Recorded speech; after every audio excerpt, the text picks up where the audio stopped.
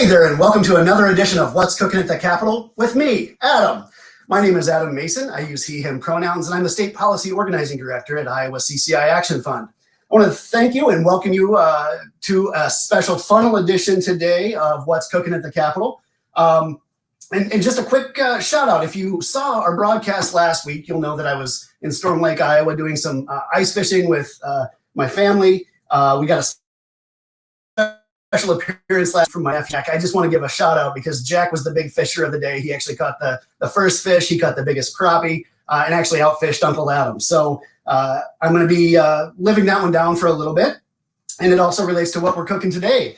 As we talk about what's cooking at the Capitol, the first funnel at the State House is when a bill must pass out of at least one committee, out of its originating committee for further debate up at the State House. It's kind of almost like, if bills had a use-by date. This is that first use-by date. And if they're not out of the fridge yet, if they haven't gotten enough attention, we're not cooking with them.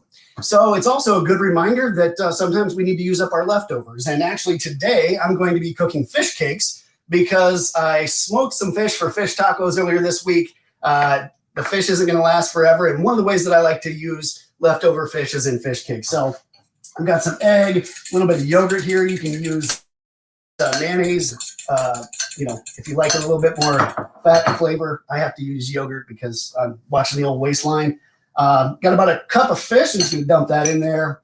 About a half cup of breadcrumbs, a little bit of hot sauce, a little bit of mustard, a little bit of seasoning. You can also make these more Mediterranean with herbs, stuff like that. But I'm definitely going for more of the spicy feel here. So in terms of what's cooking up at the Capitol, like I said, it was funnel week. So we saw a feeding frenzy at the committee level because legislators, Republicans in control, obviously want to make sure that all of their priorities are moving out of those committees. Just yesterday, for instance, Thursday, the House Judiciary is an example. The House Judiciary Committee passed 17 bills. That is a lot of committee action. It was like that all week. And as I've said several times, this has been a very busy early legislative session. Some of the things that we saw this week that were just, again, rushed through subcommittees and committees was a new bill on a new gun bill that would strip away the need for gun permits largely. We saw a bill advanced this week that would allow legislative leaders to buck presidential executive orders. It's like, you don't like a presidential executive order, it just speeds up the process for how the state could potentially sue the federal government.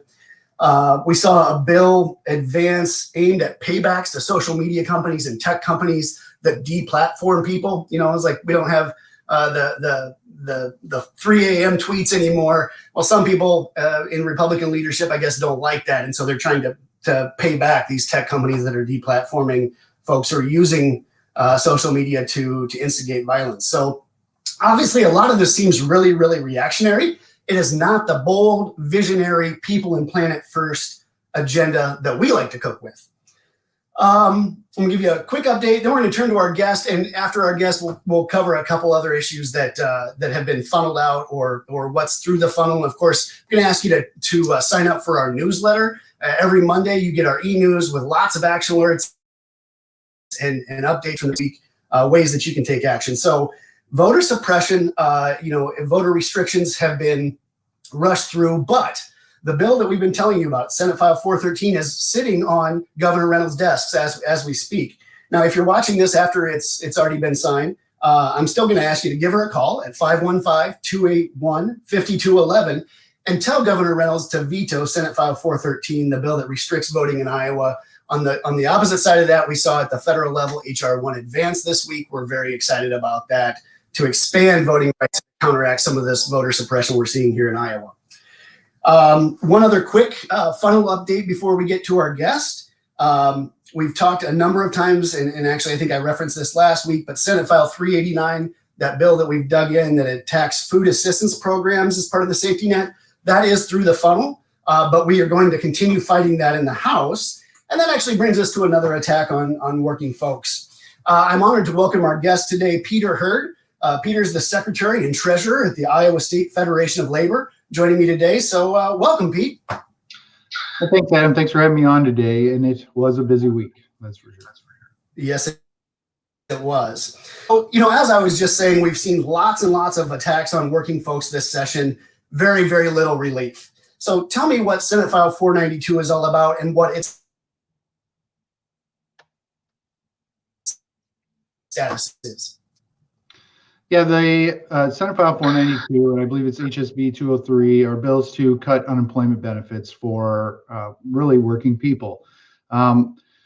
There's really three big steps to this bill. The first one creates a 1-week waiting period for folks when they are unemployed. So they'd have to wait a full week to receive their first benefit check.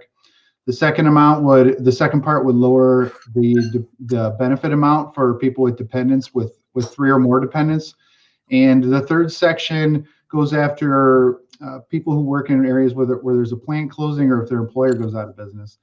Normally, there's a little bit of extra unemployment for those folks during those times. They actually, right now, they currently receive 39 weeks. This would actually cut that by 33%. So they'd actually cut 13 weeks off of that. And we've seen in Iowa that, a lot of our rural communities sometimes are supported by one business. And when you talk about potentially cutting benefits for workers who lost their job to no fault of their own, and there's also very few opportunities to work in those areas sometimes. It's just not really the direction we think we should be heading in. And the other two are really just about cutting checks to people.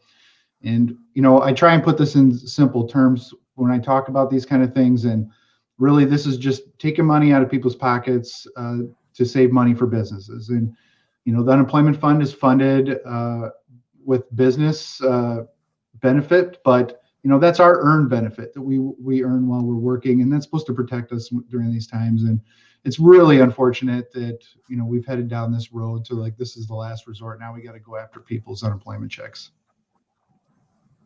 Wow, and it's just amazing to me again the brazenness of Republican leadership to really push this through while we're still in the throes of the pandemic. It's just unconscionable. But I shouldn't be surprised, I guess. This is just the most recent attack we've seen on working folks from Governor Reynolds, from the GOP. They've worked hard the last 4 or 5 years, right, to erode collecting right and seriously attack working folks. Why is that such a central part of their agenda?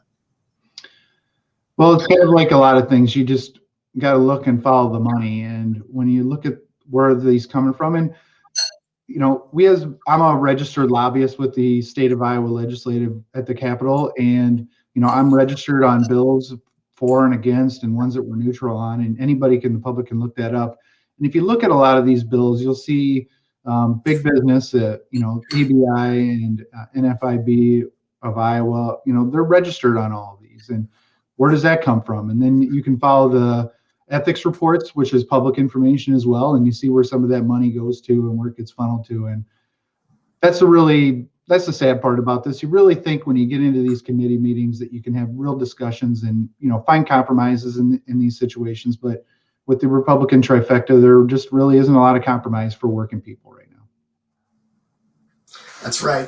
It's interesting, as you mentioned some of those key players. It's interesting maybe because those are the same folks that that at CCI Action we're fighting when it comes to factory farms and when we're fighting for clean water. Those are the same folks that are attacking our healthcare system and pushing for privatized Medicaid instead of making sure that people have access to care. So it is interesting to hear that to me that there's just so many who we're butting our heads against when it comes to taking on those powerful moneyed interests, as you said.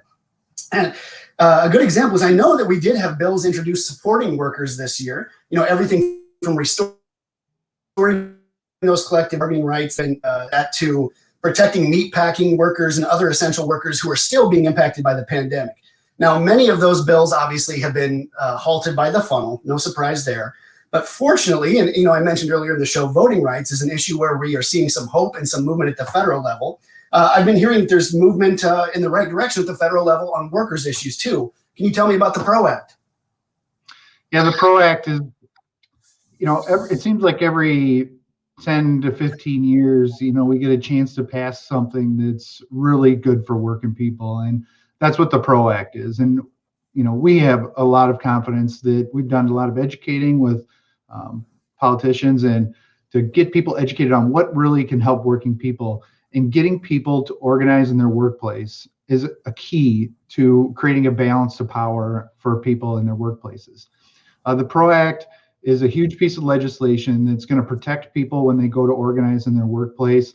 It's going to punish employers who break those rules, which we don't have right now. It's really unfortunate that if you ask someone about starting a union, sometimes the first thing that comes in their head is like, what kind of retaliation am I going to face?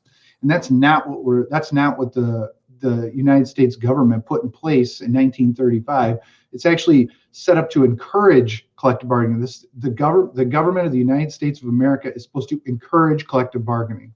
We've seen a lot of pushback on that in the past, but this is something that we need the public support on, because to be honest, our union membership numbers have been dropping for many, many years, but people want to be in unions. If you talk to people, they want to be in a union, and we need to do everything we can to do that, and that's what the PRO Act's all about. We should expect that to come up next week on the House floor.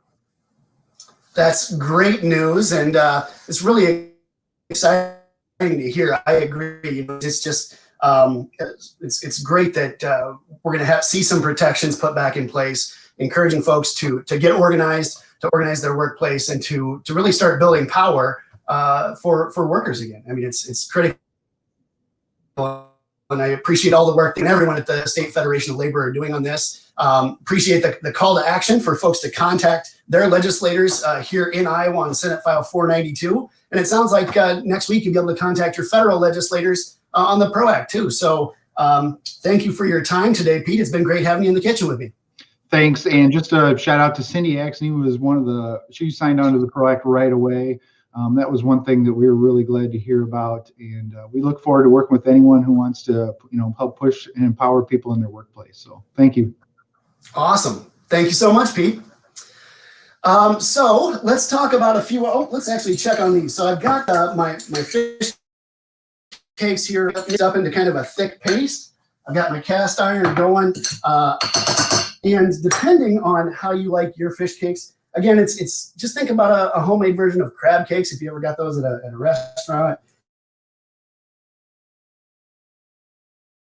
I'm actually going to be putting it on little corn tortillas, so I'm going to make mine about the size of a $50. I'm going to pop them in the cast iron there and get them sizzling. I like to use the cast iron to get a nice, good sear on those, and we'll keep an eye on those.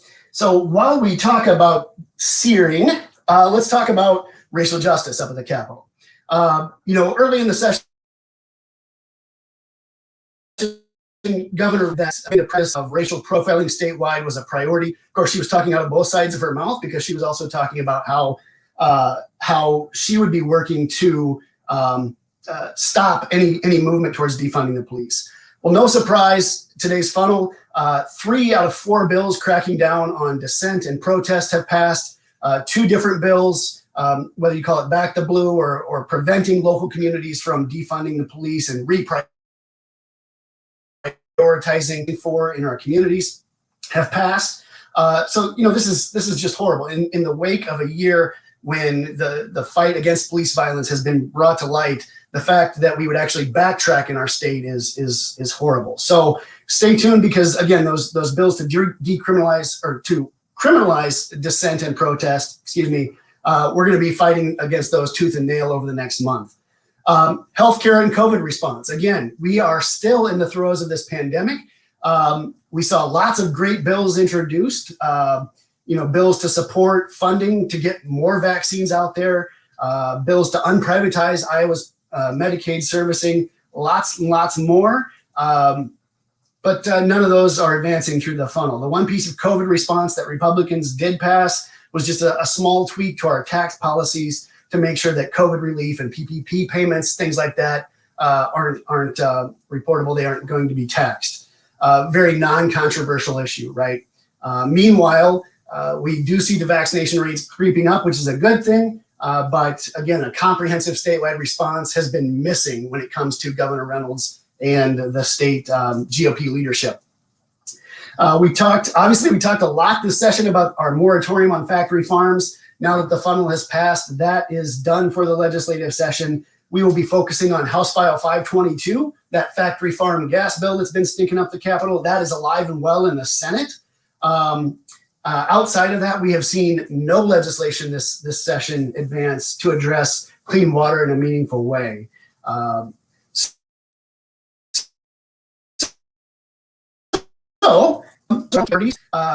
where they fall in terms of the funnel. Again, make sure you sign up for our e-news that'll be coming out on Monday. That's where you're going to get a full analysis from us on what made it through the funnel, and it'll give you lots of opportunities to contact your legislators to make sure that a lot of these bad bills that we're tracking now don't make it past the second funnel. So the second funnel is April 2nd. That's a Friday, a month from now. By then, legislation has to pass out of a full chamber and a committee in the opposing chamber. So there's still a lot of legislative hurdles. We've got a lot of opportunity to fight these bad bills. One thing you can do is share this video, give us a like, give us a share folks in your community that you think need to hear about the issues that we're talking about and need to find ways to take action. So really appreciate if you can do that, because it always helps us bring more folks to the table. That's something we want to do to build our power. So thanks for all you do, and we'll see you again next week on What's Cooking at the Capitol.